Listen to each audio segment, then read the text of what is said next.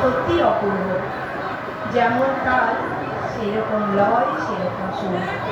আমরা চলে যাব আবারও আমাদের গানে ফিরে যাব রবীন্দ্রসঙ্গীত মনের আনন্দ পরিবেশনায় মীরা ঘোষ। শিল্পীদের বলবো মঞ্চে আসতে।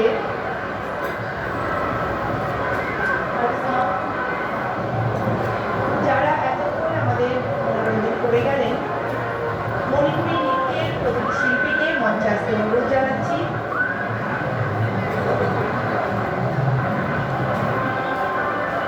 মণিপুরী নৃত্যের প্রতিটি শিল্পীকে মঞ্চে আসতে অনুরোধ জানাচ্ছি।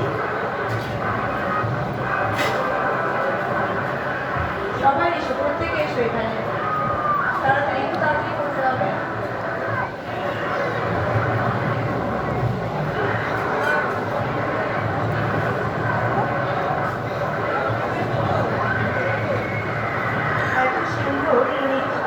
করার পর শিল্পীদের তো সম্মান জানাতেই হয়, তাই শ্রী প্রভু তাদের জন্য রেখেছেন সুন্দর একটি মেমেন্টো, যেখানে প্রভুরই ছবি দেওয়া।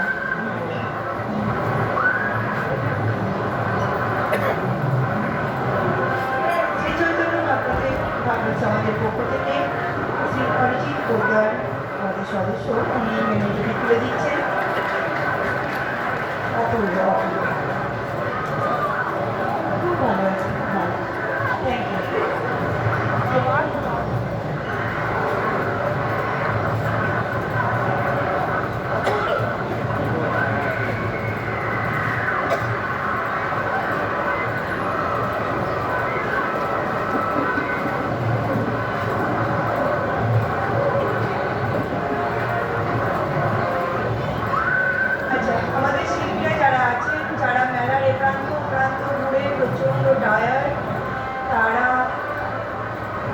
অনুষ্ঠান মঞ্চের সামনে এসে প্রথমত লাইন দিয়ে একটু প্রভু জগন্নাথের ভোগটা নিয়ে খেয়ে নিন, একটু জিরিয়ে নিন, এরপর বসে অনুষ্ঠান দেখুন। তারপর 100 টাকার যেটি মহাভোগ আছে সেটি সংগ্রহ করে বাড়ি নিয়ে যায়, ক্লান্তি পুরো দূর হয়ে যাবে। জানি কালকে অনেক রাত পর্যন্ত খেলাও দেখা হয়েছে, আজকে একটু তো ক্লান্ত ভাব আছেই, তার জন্য আপনাদের জন্য ভগবান প্রভু জগন্নাথ আমাদের সেই উপায় করে দিয়েছে।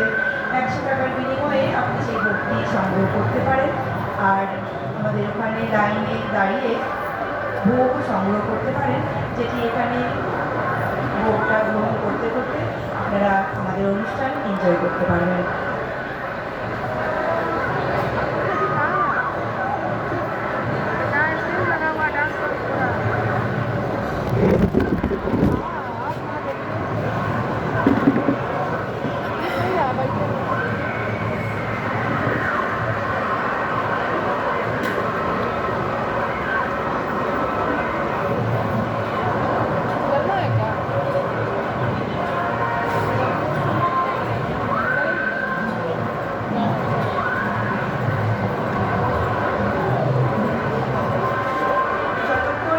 শিল্পীরা তৈরি হয়ে নিচ্ছেন, আমরা চলে যাব একটি অলৌকিক ঘটনায়।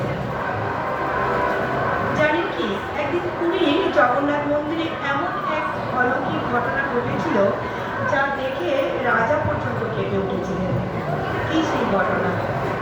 ভগবান জগন্নাথ দেবের মাথায় সত্যি কি চুল গজেই ছিল? আর সেই চুল টানতেই কেন রক্ত ঝরতে শুরু করেছিল?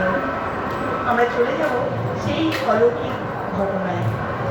পুরীর জগন্নাথ মন্দিরে তলজ মহাপাত্র নামে এক প্রাণ পূজারী ব্রাহ্মণ ছিলেন।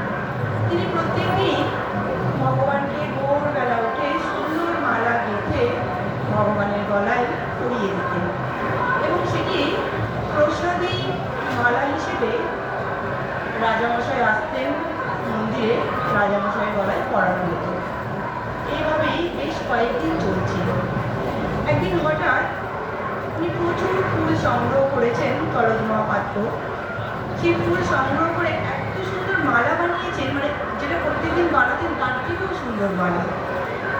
ঘটনাচক্রে সেদিনই রাজা একটু দেরি করে এসেছিলেন। তখন ব্রাহ্মণ প্রভুকে মালা পরিয়ে সজল নয়নে তাকিয়েছিলেন।